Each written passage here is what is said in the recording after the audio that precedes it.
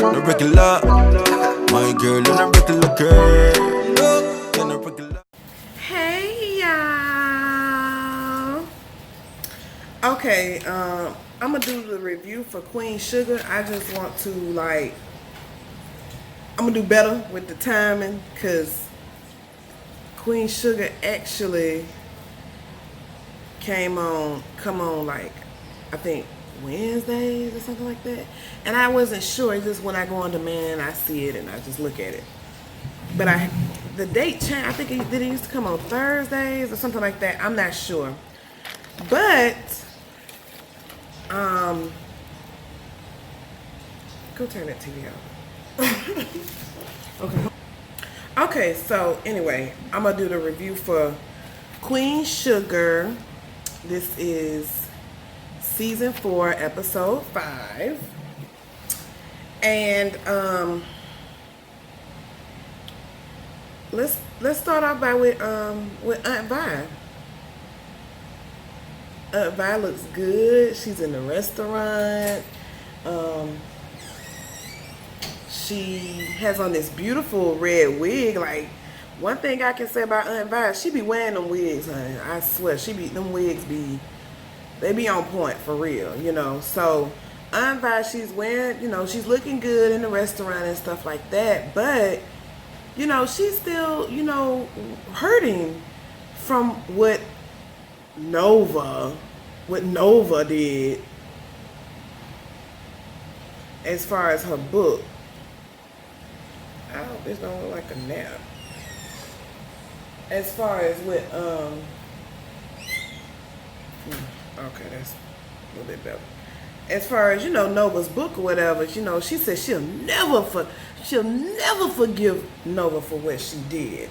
Yeah, I think she gonna forgive Nova. Nova family, but that's just how she feeling right now, and it's like all those feelings and emotions. I'm wondering if they're gonna do like what's those scenes? The scene when they go back and like kind of fill us in about what happened with her and her husband.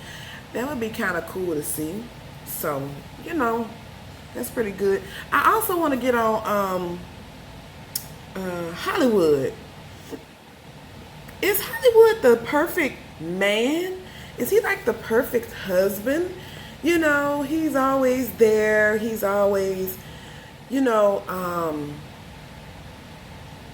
there for her. He's very compassionate, very, he stands by her, and he's all a very, very good support system. That's what I can say. He's a very good support system.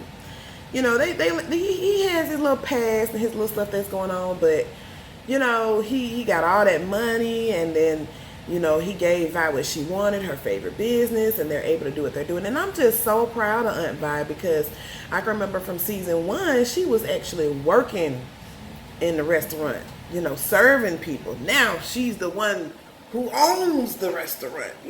That's nothing progress. Very good, very good, very good. So,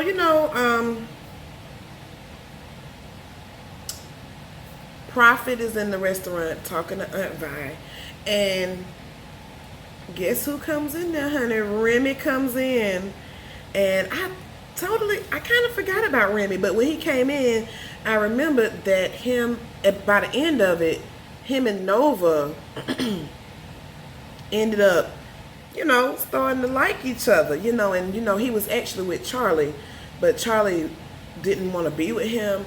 I kind of forgot what happened with that, but I know him and Charlie, they didn't work out, so that part didn't work out. So Remy came. I don't remember what Remy came back for. I don't know if he just came to pick up some stuff, or maybe he just came to talk to Hollywood. But next thing I saw, he was talking to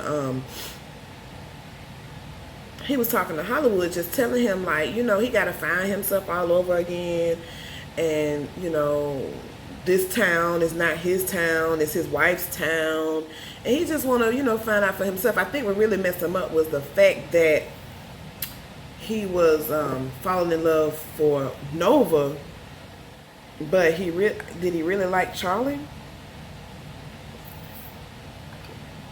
Or maybe he was falling for both of them. I don't know, but if I was Remy too, I would have got the hell on my damn. I would have got the hell on too. So then, he's sitting there with Hollywood, just telling him he's gonna find his own way. So hopefully he does. Hopefully we'll see some more of him because he's very smart. And then Hollywood puts a bug in his ear, tells him, you and Nova would have made a good couple because you both enjoy your community and stuff like that. I honestly don't think neither one of them is for him, Nova or Charlie. It was cute, something for the show. So then we see Miss Charlie, honey. She's at home handling some business as usual, and she gets a video call from Davis, and Davis, her ex-husband. He's applying for like a coach at a college. So the book that Nova, the book Nova wrote is getting some backlash. It's bringing up, old wounds about the situation with him and the young lady he was having an affair with. So he asked Charlie, if she could handle it. And she's like, I ain't got nothing to do with this time, honey. You handle your own business. He was like, no, I really need your help, Charlie. You're the only one that can help me. Can we have lunch? Can we talk about this? So, for the son's sake. And you put Micah in there, Charlie, she goes above and beyond for Micah. Like she does everything she can for him. So, she says, okay, we'll meet up, but I don't want to see you in public. I think she said meet him at her place or whatever. So, as she's leaving, her PA boo, he comes in and she says, oh, I have to handle this. She says, I have to handle this, with Davis, and, it's for Micah's sake. And he's so supportive. Oh, I understand. You're very supportive of your son. And I guess basically telling her, like, I'm going to support you because I know you're a good thing, and I'm going to stay by your side and don't worry, or what, all that good stuff. Sometimes in Queen Sugar, they have improved in the long, drawn out scenes and drawn out, parts of the show. They have improved on that. But these men on this show, damn, they some really good supportive ass men, So so she meets up with Davis, and Davis, he's trying to spit some game to her, telling her, Charlie, we ain't no damn team, okay? We not a team no more. The only reason why we became a team is because you want to be with other women, and you still got an image, and we still need this money, and we got kids, and we got a family. But don't make it seem, Davis making it seem like he really just, really spitting game to her. And he ain't lying. He not lying about it. It's just that, Davis, you doing too much. Like, she did it because she had to. But if you didn't put her in that position to a point where she didn't have to, she wouldn't have had to do it. Does that take away from her? You know what I'm saying? Like, come on now. That shit. Don't be, no. So he's telling her, he's sorry, he messed up, he knew he had a good thing, he shouldn't have done what he did, And I like the advice that she gave him. Like, look, the best thing I can tell you to do is go forward, admit what you did, and move on. What you want to, well, Charlie, I trust everything that you say, but man, I just don't like it. Well, if you don't like it, get the hell on. Damn. You're not finna move on with your life, have another baby, with another girl that girl is like, 2 years younger than Micah. Then you cheat on her with a big scandal. Come on now. You can't keep running back to Charlie every time you run into some shit. If that was the case, you should have done that when y'all were married. Okay?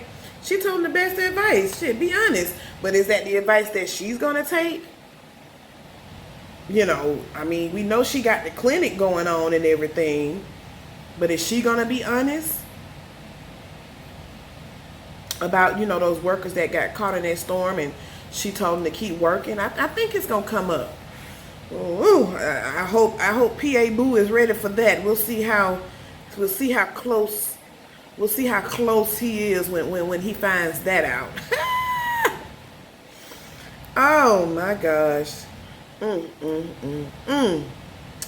So then let's go to Nova.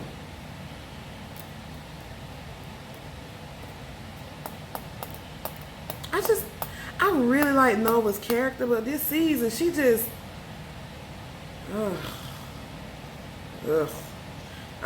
Nova. Hold on.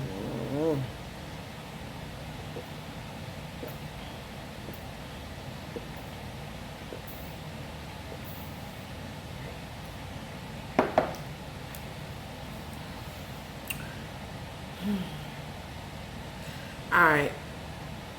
Nova has been having dreams that she's been seeing her mom, and she's dreaming of herself as a little girl, and her mom keeps asking her, is she okay? Now, I wonder if they're going to show us, like, actually when she was a kid, and show us how her mom looked, and what type of, was her mom as free-spirited as she was? In the dreams, is her mom gonna comfort her, let her know everything is okay? Just that I want to know. That's gonna be kind of interesting to see. So anyway, Nova gets up. She goes to her book tour, and the first stop is actually in New York. She does this panel discussion, and this Professor Octavia, which is played by Cree Summer, which is Winifred from A Different World. She looks good, okay? And as you know, when she was in A Different World, she was like this free-spirited person as well. She was like this free-spirited person too, so she's drilling her with all these questions in this panel, asking her, did she do her research? Did she really know what she was talking about? Now, I didn't know in the beginning if they had like a connection or not. I wasn't sure. But I think afterwards, she went to go visit her. Maybe that was one of her professors when she was in school or something. She went to go visit her, and she was having this discussion panel with her students about Nova's book. And there was this one student who Professor Octavia Crowley favored, and her name was Jasmine, and she's asking all these political questions and asking her about, does she know about, I don't know if these are two other famous writers or whatever, and Nova says, well, when I talk to them and have lunch with them next time, I'll ask them the question you asking me. What, Nova? She kind of reminded me of Nova, this young Jasmine girl. So she tells the students, that's enough for today. And her and Nova are by themselves. And they start talking, and Nova's like, look, quit the bullshit. Be real with me. You know what I'm saying? Like, and I'm going like, what the fuck? She said, as Jasmine kind of stayed behind, and then Professor Octavia told her that she could leave, and Nova was like, yeah, you always had your favorites. And I was like, what? And then Nova and Professor Octavia were talking, and Nova told the professor, quit the bullshit, Next thing I know, they got a little close. They started kissing and hugging. I was like, whoa. Now, I mean, like I said, Cree, I wrote the lady name down, Cree Summer, she was like free-spirited or whatever. Damn, I didn't know she was that damn free-spirited. So,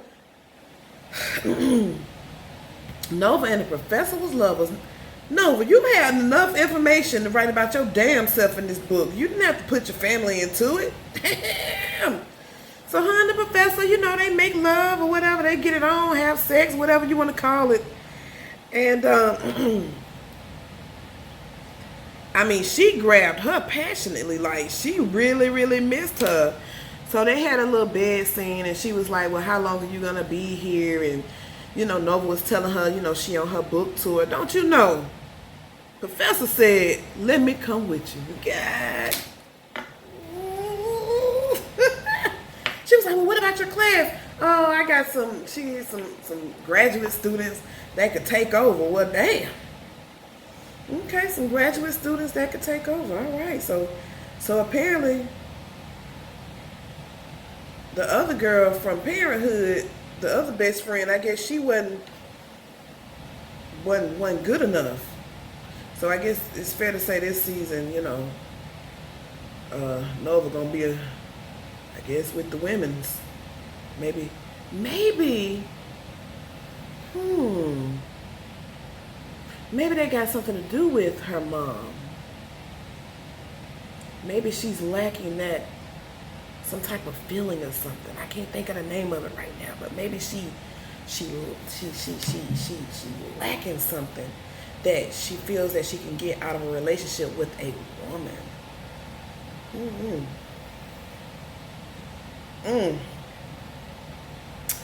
Well, on to other lovers. We got the public defender and Ralph Angel. Courtship. You know, Ralph Angel, he goes, picks up Blue, and Blue's like, ooh, you stink, you smell like dead flowers or whatever. Like, nah, Blue, that's cologne I got on.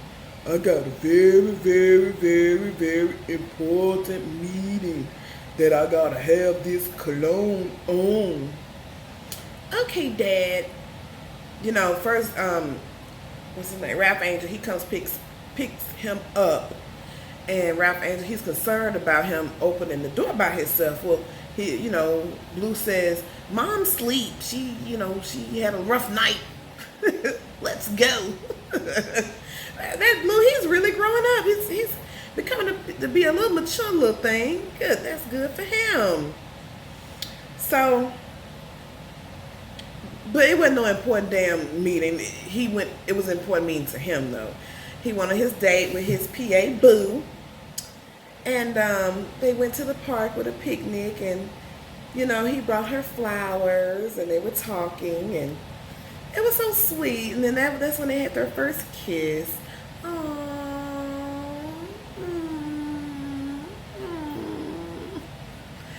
I think she seems like a nice wife material. But is she a bit older for Ralph Angel? I think they just try to plug him in with love interest every season. I don't know if she the one, but you know, they try to make, you know, look out for him every season. You know, that's cool. And then we got Micah. Micah Horde. He Horde now. He Horde. Micah went to visit his friend in jail. Friend didn't want to see him. Then Micah, he go get a tattoo. He drinking alcohol. Where the hell they get that bottle of Jack Daniels from? I don't know. And who the hell told him that don't you know when you drink alcohol it make you bleed more? Okay. He got a tattoo. We don't know of what. When he got home, Charlie smelt the alcohol on his breath.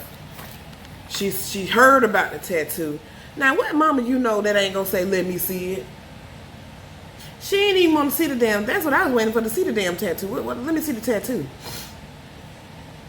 And then you have alcohol on your breath. Well, if you're not gonna listen to me, ain't no mama just finna walk out. Well, okay, TV world.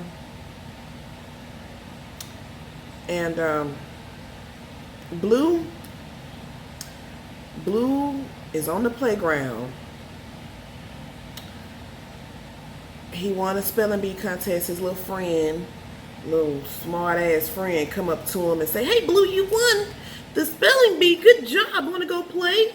And he was like, "Oh, something about his dad." He was like, "Well, my mama was talking to my auntie, and they said that your daddy ain't your daddy." That's how Blue found out. He was so sad. They called him. His mama went to go pick him up, and they kind of knew what it was, you know. And oh shit, Darla was not gonna you know, she didn't know. She don't know what to say.